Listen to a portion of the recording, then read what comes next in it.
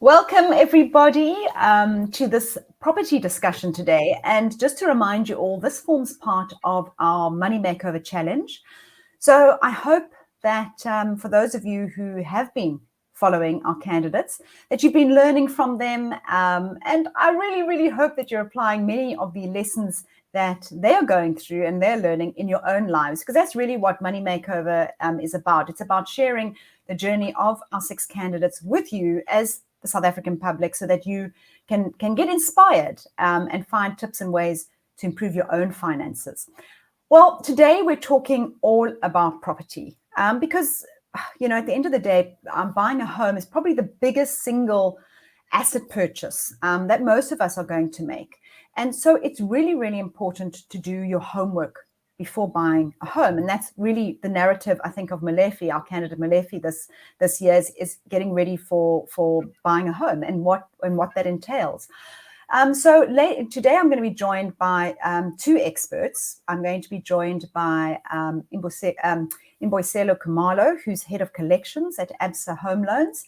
And then, because property is also such a big investment class, we've invited Miguel Martins, who is investment property finance at Absa, who's been on Money Makeover before, and he always brings a huge amount of wisdom to those looking to do investment property. So I'm going to welcome our 2 gentlemen on, and I really am looking forward to chatting to both of you. And please, a reminder to the audience that they are to post all their questions, because you have 2 really, really smart people here who can answer all of those questions that you keep sending me. So let's use this opportunity to answer these questions. So thank you, Miguel and Mboiselo. Sorry, I had a blank there for joining us today. I'm going to start off with a question that I am being inundated with. I get this, and I don't know what happened, but I think maybe there was a TikTok thing about this. But everybody's saying, does it make a difference what time of the month I pay my bond installment? And the further question to that is, if you pay an extra each month, so maybe my bond installment's 10,000 Rand, I want to pay an extra 1,000, what time of the month is best to pay that extra 1,000? So I'm going to maybe start with you, Mboiselo. Absolutely. So thank you for having me, Maya, and good evening to your audience as well. So in short, yes, it does make a difference what day in the month you actually make a payment. The principle is the earlier you pay, the better, right? And part of the reason there is interest is calculated daily and compounded monthly. So what I mean by that is, on a daily basis, the simple interest that you owe on the account is calculated, and all of that is added up then over the course of the month, and then it is then billed into the account at the end of the month or on your billing date. So the earlier you pay, you really then have a lower capital amount that interest is calculated upon, such that over the course of the month, you then end up paying interest on a lower balance, owing to the fact that you have the advantage of the payment. So it's not an issue of just trying to time the dates that you actually pay, because I've had some people on TikTok, Maya, to your rescue, saying that if you split your account of payments like on different dates in the month, it tends to give you a different outcome. So the actual principle is the sooner you pay. So it's better to pay this year than next year, this month compared to next month, this week versus next week, and certainly today versus a day in the future. And the same goes with any additional amount that you might have. The sooner you pay that, the sooner you start having the benefit of the capital being lower, and by extension, the interest being lower as well. Okay, so I'm so glad you've cleared that up, because it is TikTok, isn't it? There's something that, and this is the problem, and I do have to say this, this is one of the problems with these social media little tips and hacks, is they often don't really it's not always correct information. So, and I think what's very important as well is that people who've asked me this question, they said weird things to me, like, should I split my mortgage repayment, like pay 5,000 halfway through the month and then 5,000 at the end of the month? And I was like, but why? Why don't you just pay it all as quick as earlier. So it doesn't. I think this whole splitting it doesn't really make sense. I think the key point is maybe if your mortgage, rather than your mortgage going off say on the 1st of the month, if you get your salary on the 25th, pay it on the 25th. Don't wait till the 1st for that debit order to go away. I mean, that is probably the simplest hack, isn't it? Absolutely. So maybe just to add there, so consumers also have the ability to align the date that the installment gets triggered to their salary date or their income date. And it works better to get those two to be in sync, such that as soon as you receive your income, then you can push it into the account, and then you start to get that benefit on day 0 of your month, right? So it's not just a calendar month as a blanket approach for everybody. You can make it bespoke to you and your circumstances, and then you can start benefiting you. But the more you pay, the earlier you pay, the better off you are. And I think also just an important point, I think obviously people are trying to find ways to save interest. And of course, one of the best ways to save interest is to pay extra in, just generally. Whether you're paying extra in on the 25th or the 26th or the 27th, just even 500 Rand extra a month has the most unbelievable impact on paying off sooner. So I think that's probably the best advice, is just pay in more if you can. Absolutely. Absolutely. And, it can also be a behavioral thing, right? Such that if you have any amounts that are left over in your account, it makes sense to push those onto your home loans account, because the interest that you're going to save on the home loans is far more than the interest that you're going to get on any transactional account that you actually have. Yeah, good advice. Okay, Miguel, I want to bring you in here because one of the big issues, of course, when it comes to buying a home is the credit record. And in fact, as I said, our candidate Molefe, he's in the middle of preparing to buy a home, and one of the things we're working on is getting his credit record in order. But is there a specific score? So with the bank looking for 700, or what is that number? And does your credit score, if you have a very good credit score, help you get a better interest rate? And does a deposit help you get a better interest rate? Like, what makes you the kind of candidate for a home loan that the bank says, yes, we want you, and we're going to give you 1% below prime? No. Absolutely. So banks look at 3 things when looking at financing for home loans. One is, can you afford the loan? Are you good for the loan? So have you demonstrated that you've paid your previous loans? And that's where the credit score comes in. And of course, the third thing is whether the property meets the valuation for the loan that's been taken. On the credit score side, I wouldn't worry too much about the number. Make sure you got a good credit score. Different credit bureaus, TransUnion, Experian, will have different ratings. Banks will each also have their own rating, and Absa has its own as well, its own calculation. So to say it's 400, 500, 600, I think is maybe not the right way to go about it. But just make sure that you have a good credit score. And one way to do that is to pool a credit score from one of the credit bureaus once a year. They will offer a free report once a year, and that will tell you where you stand with regards to your credit score. It's also a great way just to check that no one else there isn't any identity theft and that kind of thing. So it's really just good. And maybe you do on your birthday. You go pull your credit score, and on your birthday is also a good idea to maybe make some adjustments if your credit score isn't where it should be.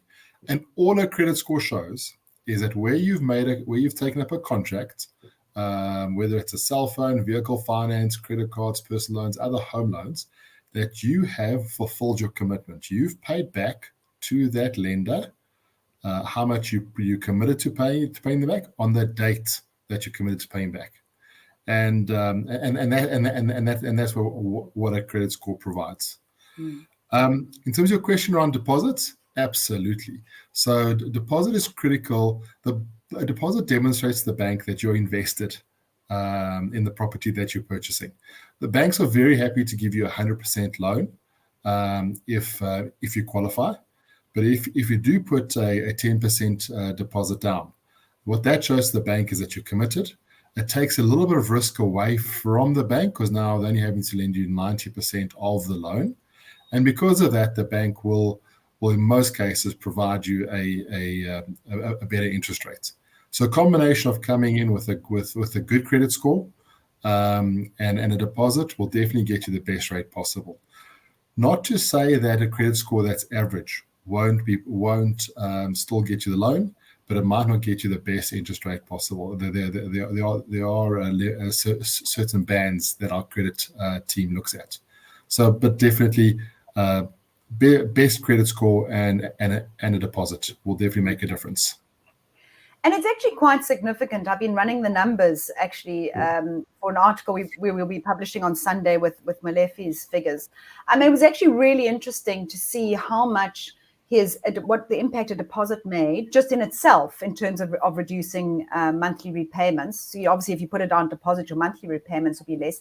And then looking at the impact of that lower interest rate. So for a lot of people, properties become a lot more expensive. It's a lot more difficult at these current interest rates to find affordability. But if you use a deposit and you spend time saving up for the deposit, you can really offset that affordability issue. So I think that's an important point. It may take you another year or two to buy the home that you want whilst you're saving that deposit, but it can really, really make a significant difference. And Maya, even with the bank is willing to give you 100%, put a deposit down. Get that, and you will get the better rate.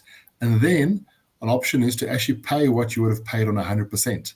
So not only will you be paying additionally every month, and it takes us back to the earlier point, which means that you'll probably you'll pay up your loan sooner than the full term, but you'll be doing it at a lower interest rate. So it's a double benefit by doing so. That's an interesting strategy. Absolutely. That's really, and don't just because you get 100% doesn't necessarily mean you need to use it. And I want to now ask Moselo, this is a question I'm getting a lot at the moment, probably because interest rates have gone up so much. But for people who are already homeowners, maybe they've bought the house a couple of years ago. Many of them are asking me, and they're saying, can we approach the bank to negotiate a better interest rate? And under what conditions would Absa consider reviewing the interest rate that has been charged? Yeah, absolutely. I mean, the short answer to that, Maya, is yes. My advice would be at significant life events, right? And the reason I say that is there's a number of factors that we look at in reassessing a customer's interest rate. And I'll just rattle through those for you quickly, and then you can let me know which ones you'd like to double click on. So the first one is the risk grade that Miguel spoke about, which is the client's risk profile and how that changes over time, right? So as it improves, then I think you can then approach the bank to say, maybe you can look at me differently now, given that my circumstances have changed and my risk has gotten better. The second point is just around what I'd like to term the strength of your relationship with the bank. Right? So if I use Absa as an example, we are a full value bank assurer. So what I mean by that is we offer secured products like home loan and vehicle asset finance. We have our unsecured products, personal loans, credit card, and savings. We also offer non-banking financial services, things like wills and trust, as well as short-term and long-term insurance. So if you look at your product suite, so the more extensive that is, then the better your relationship with the bank is, and then you can negotiate for mutual value. So the bank has you as a client, and then you get economies of scale in terms of increasing that. And more specific to home loans, we also look at the size of the loan, and within the size of the loan, what your loan to value is, which is that deposit issue that Miguel spoke about. So the bigger the deposit, the more you can actually get. So given that you're an existing customer, then I think maybe we've already moved from that issue of the deposit. But if you've made prepayments, then you can also approach the bank using the very same principle. The status of your account, of not just the home loans account, but all your other credit agreements is of key importance because the more up to date that is, then I think your position becomes a bit stronger. So again, to go back to the life event situation, so you might find that you've added more products and you've made your relationship with the bank stronger. And then that gives you a good platform then to renegotiate the interest that the bank charges you. I actually came across that myself when I went to the bank and I said, could we get a better interest rate? And my transactional account is not with my home loan, same bank. And they said, if you move your transactional account to us, we would then drop your interest rate on your home loan. So I think it's important to understand that the banks are obviously using that as a way to get bigger share of pocket.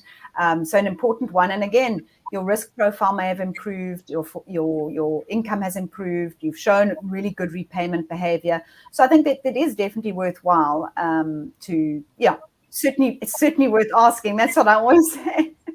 Now, I wanted to go on just now into investment property, because that's a big one that for many of our followers. But I'm getting in quite a lot of questions that pertain to personal home loans. So I just wanted to take some of those now. I see Cello. Hello, Cello. He's one of our candidates, actually. He's got two questions. How many years should it take on a 20-year bond to pay off the interest and start paying the actual mortgage debt itself? Cello, that's a brilliant question, because there is this thing that in your first 5 odd years, you're mostly paying interest. Does anyone know that actual break-even point? Yeah, I mean, I'm happy to come in there, Maya. So thanks for your question, Cello. So I don't think it is a hard science, right? To say in year X of a 20-year loan, you would have paid off the entire interest and you'll start paying the capital. So the actual principle is there's a split between interest and capital from day one up until the very last day that you pay your loan. And the more you pay then towards the capital, the smaller the interest burden becomes. We start to see an acceleration of the capital running down, beyond 10 years in the loan, but that's because you would have paid that significant amount of the capital. But if you pay more, then you can get into that accelerated rundown a lot sooner. So, but you'll always have a split between capital and interest. The question is what portion goes towards the capital, and the answer to that is the sooner you pay more, the sooner you can start then getting into the capital a lot deeper. And that's why paying an extra makes such a huge difference. That's really when you see the graph. And I must just tell you, I remember doing this sum before, or getting a table. And if I remember, and again, I suppose it all depends on different factors. I think it was in about year 12 or 13 where it was an equal amount. So in other words, if your mortgage was repayment was 10,000 Rand, 5,000 was going to capital and 5,000 to interest. And thereafter, more was going to capital than interest, if I remember correctly. So, and that's why I think people feel in their first 5 years, I always have people complaining in the first 5 years saying it's not going down. It's hardly going down. The bank's making a mistake. It does take a long time before you start to see that acceleration of that capital coming down. So very good question there, Cello. There's a nice rule of thumb that says that, and it's a general rule of thumb for all loans, and it's not exactly scientific, but it does apply, that if you pay an extra 20% on your loan, you should pay a loan off in half the time. Oh, there you are. And it's a nice percentage. Yeah, and it's high. It's not quite exactly right for all terms, etc. But roughly, if you put an extra 20% down, so if your bond is if your home loan is 10,000 a month, and you can manage to put down 12, in principle you should pay it off in half the time. But it goes back to the same principle that it's about putting that a little bit extra in, being disciplined and consistent about it, and you definitely will see the benefits. And just to add to that, what I would really encourage all of you who are listening here, if you have a home loan, when the interest rates start to come back down again, which they probably will toward next year, keep your mortgage repayments the same. Don't reduce them. because that's effectively the same thing as paying an extra. And if you can afford it now, a lot of people can't afford it now. They're dying for next year when rates will come down. But if you can afford to keep paying it, it's such a clever way to really accelerate your payments. I see Longisi asks, can you access the extra money you paid should you need it? Good question. This is an access bond. Maybe one of you wants to explain how an access bond works with Absa. Yeah, happy to come in there. So with Absa, if you've activated your flexi reserve, we refer to it as a flexi reserve. Any additional amounts you pay over and above your minimum home loan payment, you can access.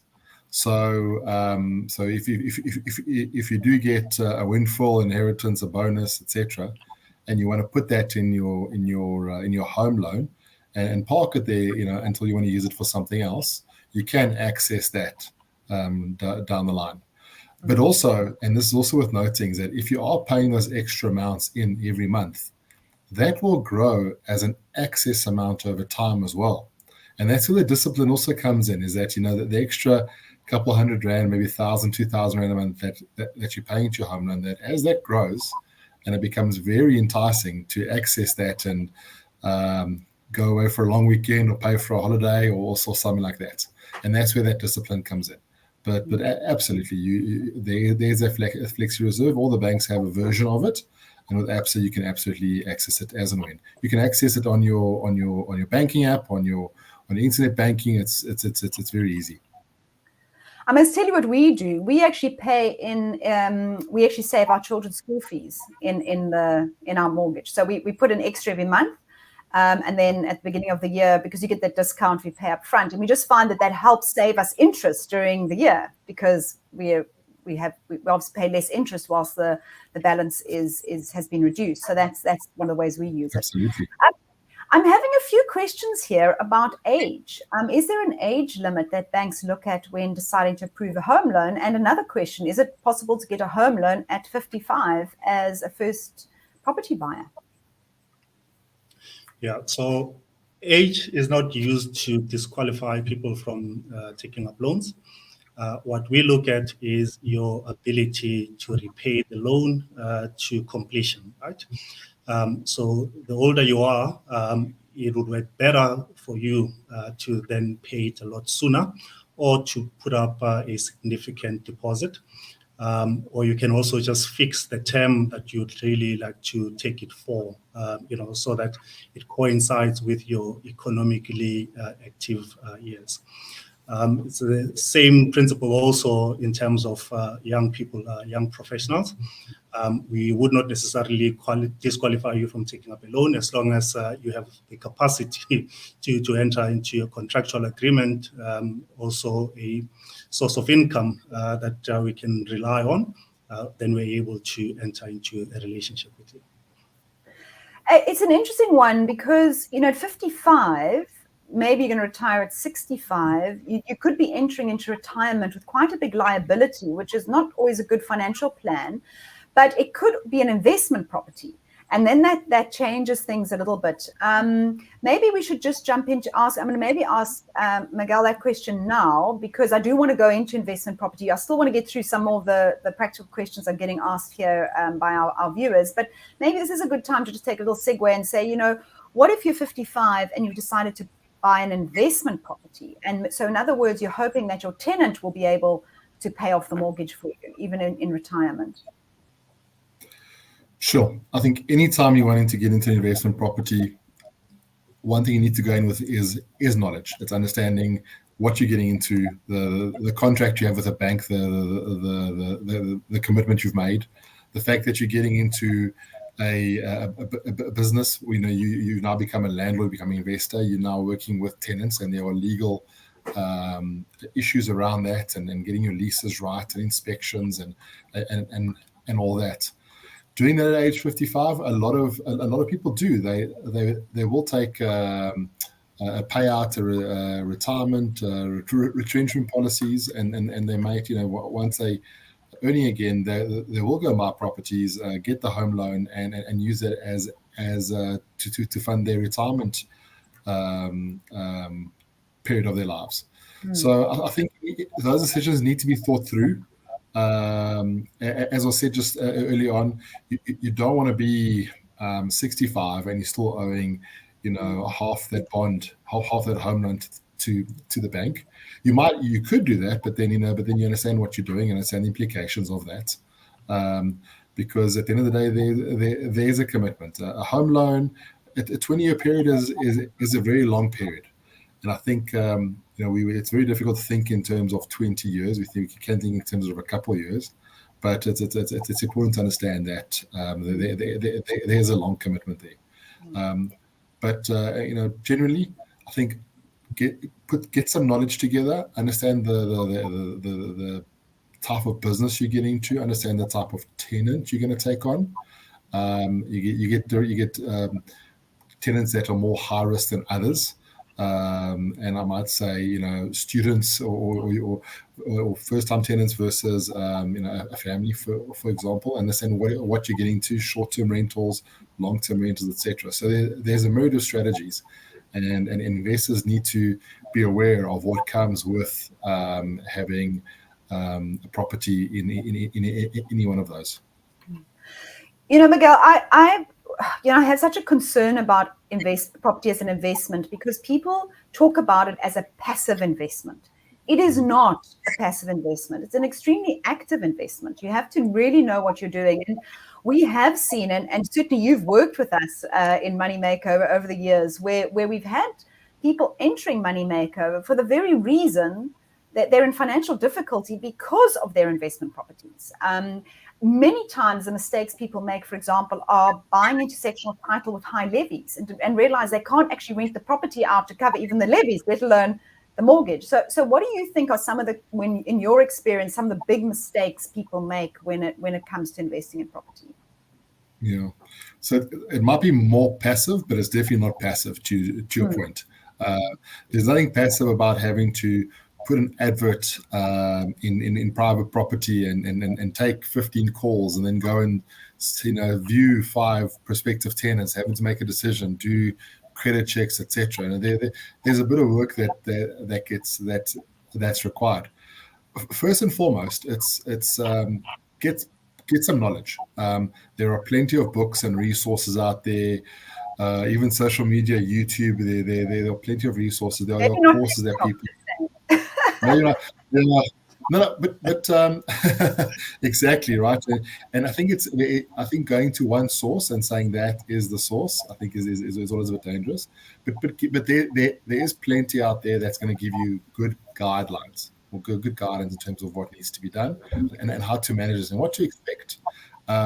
Really, the horror stories tend to be the exception. I think generally people are successful in their property investments.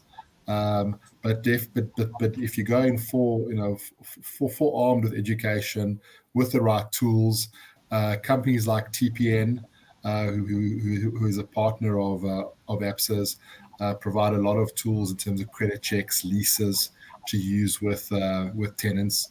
Another partner of Absa is the South African Property Investors Network, SAPIN.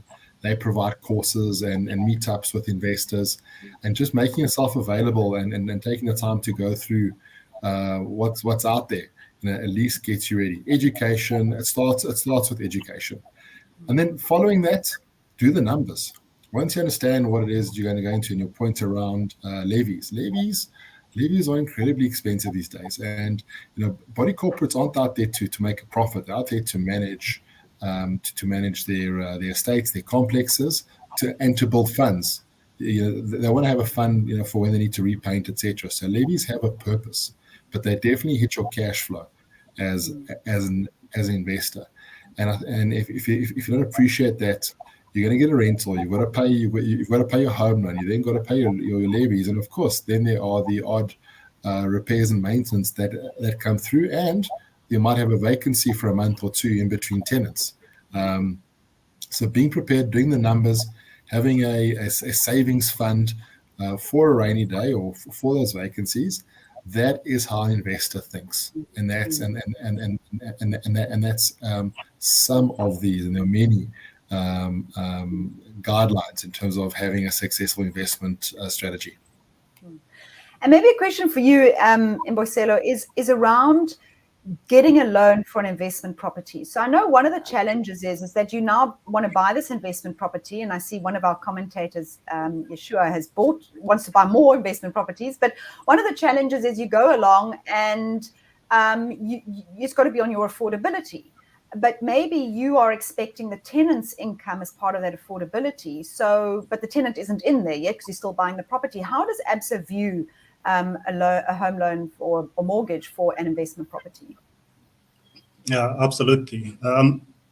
So affordability is key. And in the event that you have reached your affordability ceiling, you can also rely on what we call future rental income in terms of the tenant that you're going to put in place there. So it's about balancing the two, but then also just understanding what your overall strategy is as a property investor. Miguel explained it quite well, but if you have a clear plan in terms of what you're trying to achieve, for example, some investors build a property portfolio for cash flow reasons. So they want to have positive cash flow. Others are there for the long haul, right? So they want to have the appreciation in the property values, and they don't mind investing a bit more in terms of the repayments that they ought to make monthly. But you must just understand your situation a bit better. But as a bank, either through our partners or directly, we can provide some sort of guidance as to what will be workable for you. Okay, so I think because it is important to know that you can still go and qualify for that on the basis of rental income in that area. But I suppose you've got to be very careful. And Yeshua is saying, how can I bought an investment property? How do I go about growing that number over the next decade or more? And I want to come back to you, Miguel, because you always had such a great thing about strategy. You've got to make sure you buy in this. You're buying in an area, you have a team to help you. Just maybe unpack your I can't remember that you had an acronym for that strategy when building your power team. Your power team, that's it. Your power team. So what your power team is, and it's anyone who really can enable you and support you in building a portfolio. So Yeshua, you want to get to 10 properties over the next 10 years. Well, first of all, part of your power team is your bank. The bank is going to enable you to obtain the finance to purchase those properties. In that power team, you need, where do you go for guidance, direction, education, support? There are a couple of property coaches out there these days, and it's important to validate and verify who you're getting your coaching from, but who's giving you the advice, who's your go-to. And it might be getting together a network of 2 or 3 other investors and helping each other as you do so. So there's the education and advice, that support, having your plumber, electrician, your handyman, close at hand for when the geyser does burst or there's that need. A lettings agent, if you're not going to self-manage, who will find good tenants, who will do credit checks and verify them. And manage them, etc. So it's really putting that together: an accountant, an attorney. And it sounds very complex and comprehensive and costly, but it's about having access to those because you don't need them all the time. But you want to make sure that from an accounting perspective, you're doing the right thing. You're not creating a tax liability. And also you want to make sure that you're getting the full benefit from a tax perspective by having the right accountant to support you. So putting that power team, if you're serious about building a portfolio, and we're talking about 10 properties over 10 years, that's a 5 to 10 million rand asset or portfolio. So it's worth getting serious about it. And I think that's where property investment goes from being a side hustle and passive to being a business. Even if you still retain your main job or your profession, and you build this, it is a business. And if you're serious about building a business, you got to be serious about who you surround yourself with and how you structure yourself. I think what's really important here is that you do need to see it as a business. And I think Miguel, over the years when we've been involved with you with Money Makeover, the first thing is to say, this is your business separated from your personal finances. It is a business. And I think if you understand it that way, then you look at it differently. You say, if I was running a business, I would need this power team, rather than just seeing it as this, mixing it in with your personal finances, not being sure who's paying what, where. This is an investment. It's separate from my personal money. Stefan's asking this question: what are the tax implications when I decide to sell an investment property versus selling my primary residence property? Which of you wants to take that question? Yeah, so maybe just a brief point, and then I'll yield to Miguel as the expert in the field.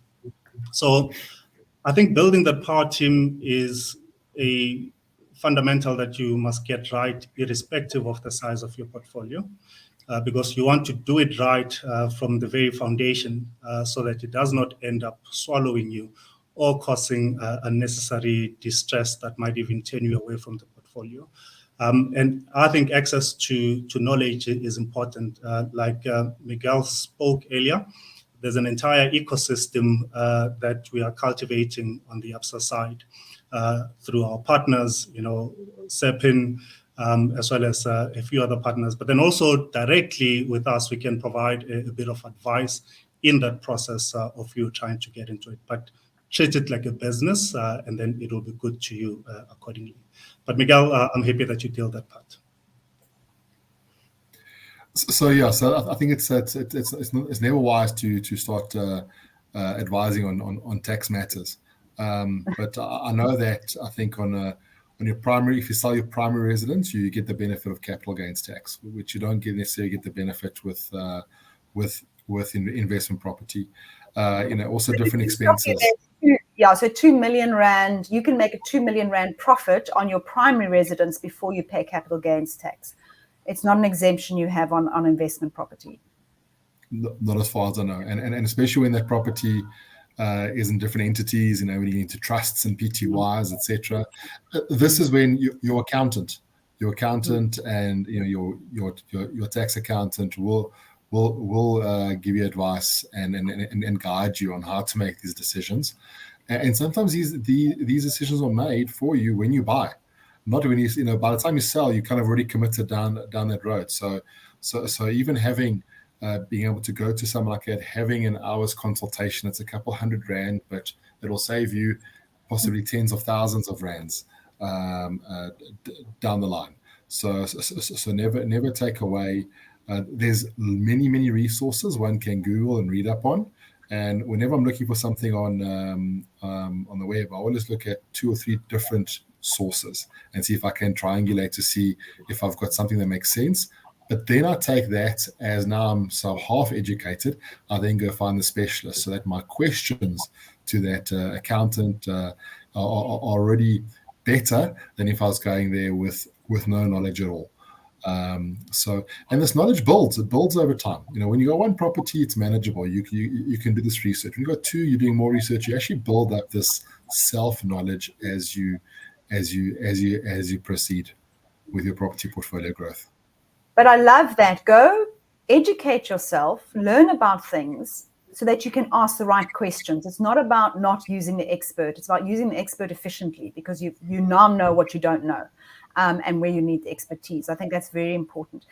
We have the question here about where can they go? Where on the website can they find more information regarding the partners? Moiselo, maybe you can mention. You mentioned that Absa is working with partners. Is there a team? How does somebody access your expertise? That's also Miguel's domain. No, super easy. So www.absa/BTL will take you to our buy to let proposition, and if you go through that, you'll see the partners that we work with. Okay, fantastic. Well, there you go. BTL, buy to let. Okay, that's a great. I didn't even know about that resource now. You see, I've learned something. I'm going to bring it back a little bit to personal. We've had it because I skipped a few questions earlier. Elsie's asking, can I add a personal and a home loan to pay it as one account? I'm not sure how that, is it a personal loan? Maybe actually, unless you do, either of you know what Elsie's referring to? I think she's referring to a personal loan. Yeah, happy to take that. So Maya, I mean, earlier I spoke about Absa being a full bank assurer, right? So you have the ability to apply for all the products, secured, unsecured. So secured would be the home loan, unsecured would be the personal loan, right? But you would have to be scored on each individual product, including your affordability. What Absa has, though, as a key differentiator on the home loan side is we have what we call a multi-plan, which then can be an additional loan that is added to your primary home loan, but can be for a shorter term, right? So it is in essence linked to the home loan and it is part of the whole, but you can have different terms and conditions, including the repayments, the term, and in some instances, even the interest rate. But just to answer Elsie's question more broadly, you can apply for different products. Happy that you do it with Absa, given all our offerings. But then if you want a specific solution for home loan, then we can do it using that multi-plan offering. It'll be interesting though, to get a sense of why Elsie is asking that, because what I know what is happening currently, Maya, is there's obviously a greater demand of solar, and customers are torn between, financing that solar through their home loan or getting a personal loan. So you can definitely look into a multi-plan offering from Absa to help with that going forward. What a brilliant point to raise. That's one of the most common things people are obviously, and I'm sitting here, I'm actually load shedding right now. And thank goodness I spent a very large amount of money last year putting in the solar and the inverter and all that, because I can't work without it. And it was a big cost. And we did have to put it onto our home loan. So I think that's going to be a very important thing. And when do you decide to put it onto the home loan, and when do you decide to take out a personal loan? I suppose the interest rates, does Absa tend to match the personal loan with the same interest rate as the home loan, or does it just depend on the individual? No, the personal loan is a different kettle of fish entirely. Because remember, it is not secured by that property that you have. So part of the reason why the home loan's interest is as low as it is because we can rely on the security in the event that things don't go according to plan. And that's not a luxury that is available in personal loan. So you can never match the two. Okay. What you can do though is you can use the strength of your relationship with the franchise, like I mentioned earlier, to say, I now have the home loan, I have the personal loan, I have the vehicle and asset finance, I have a will, I have a trust, and all these products. So what can you do for me then as a significant customer from a product offering point of view? And then you can get favorable interest on those products individually. Okay. And we've got a question here from Jonathan. When your home loan is paid off, why does the bank, and I know why he asked this question, why does the bank continue to keep the account open and charge monthly account fees, facility fees, and service fees? Yeah, I'm happy to take that, Maya, if you're comfortable, Miguel. Please. So I guess there's a few dynamics at play here, Maya.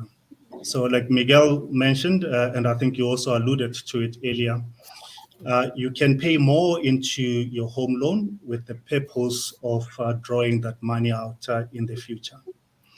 So by keeping then that facility open, there's a few then fees and charges that are associated with the account that will then keep it open in its current form, and then you can always draw down on that. But there's also the option to request the bank to assist you in terms of settling that loan and having it closed. And then you can go through then a cancellation process, which then also has some cancellation fees that are linked to that to help you then to have it paid back, closed in its entirety, and then you can get your title deed back. But there's benefits to keeping it open, and we've seen quite a number of people relying on that, as opposed to having to apply from scratch if they want to access the funds in the future. I think, and I know why Jonathan asked that question, because I think there's a challenge for some people, especially people in lower income environments, where they don't have the 5,000 or 6,000 rand available to actually to remove the mortgage from the from the title deed. And I think that's possibly why people just never close it, and then they land up paying these fees every month for something that they just simply don't have the capital to close it. And I think that's maybe a separate discussion, but maybe something that Absa could assist their low income clients with, because I think it is a big challenge, to find suddenly 4,000 or 5,000 rand, when you're only earning, maybe 6,000 rand a month. It's pretty challenging. So I think that's possibly part of where that question came from. But to come back to investing again, Stefan's asking, this is a good question.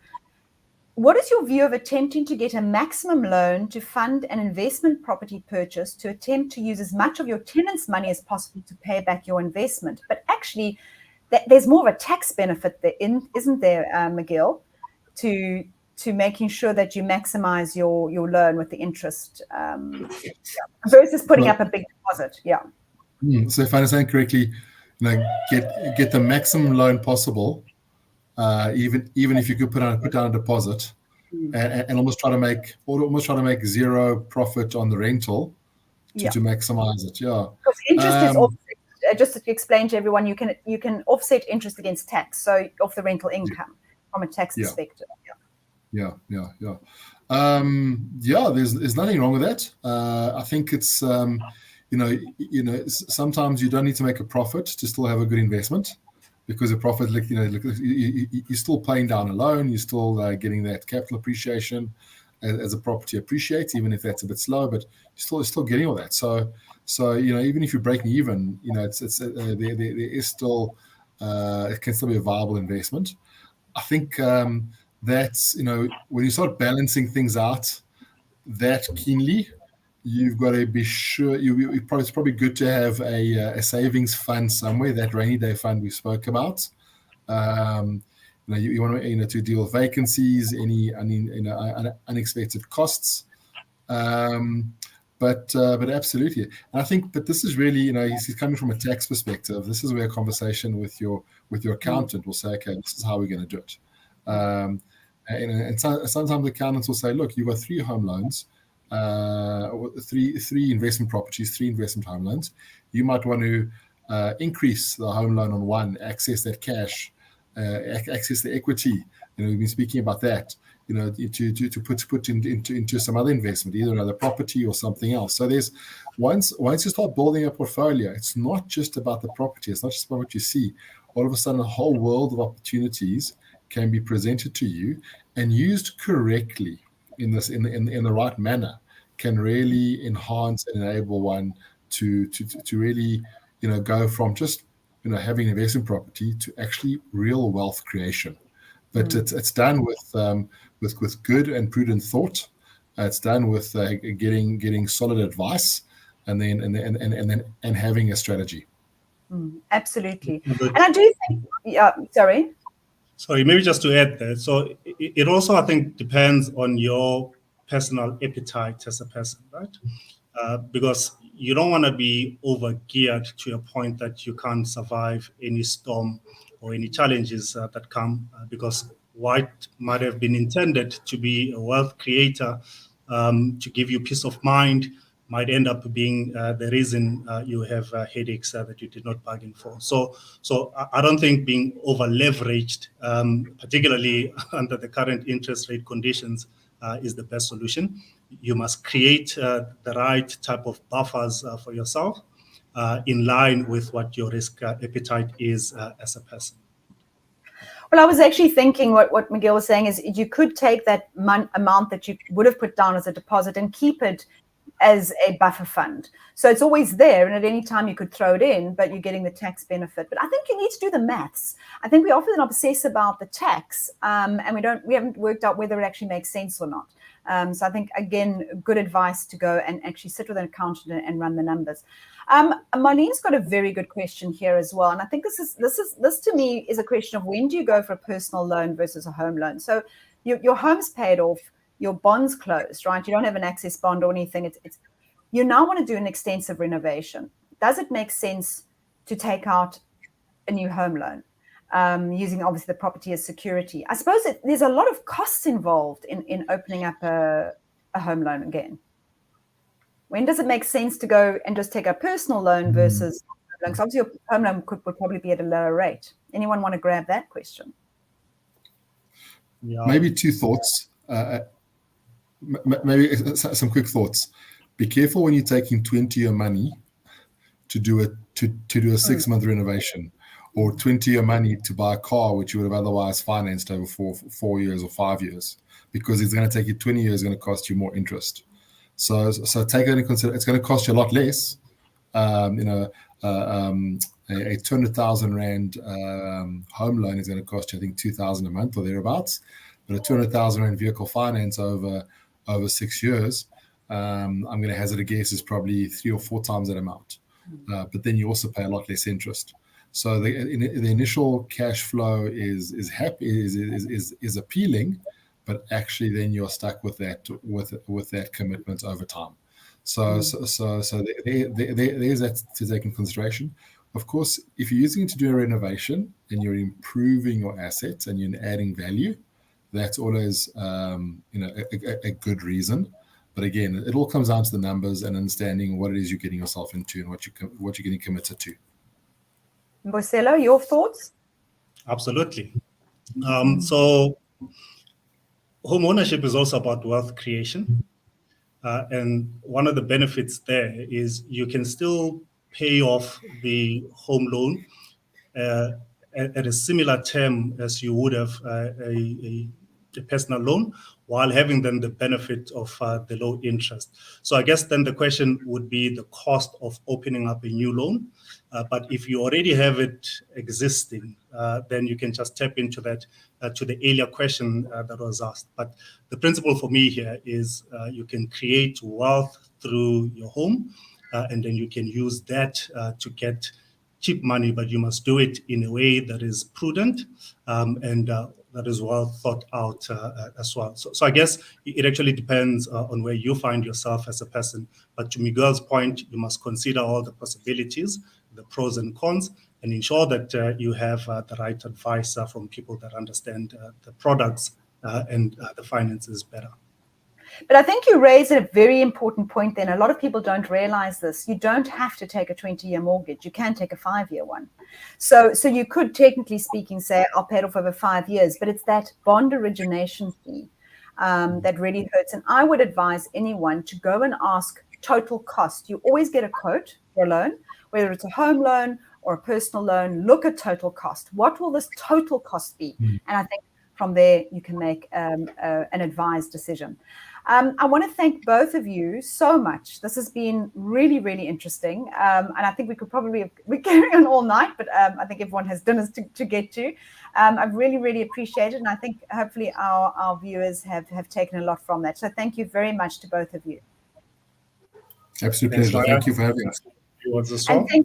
And thank you to all of those who have joined us. And please, I hope you keep following the Money Makeover Challenge and that you grow your wealth accordingly. Thank you to everyone.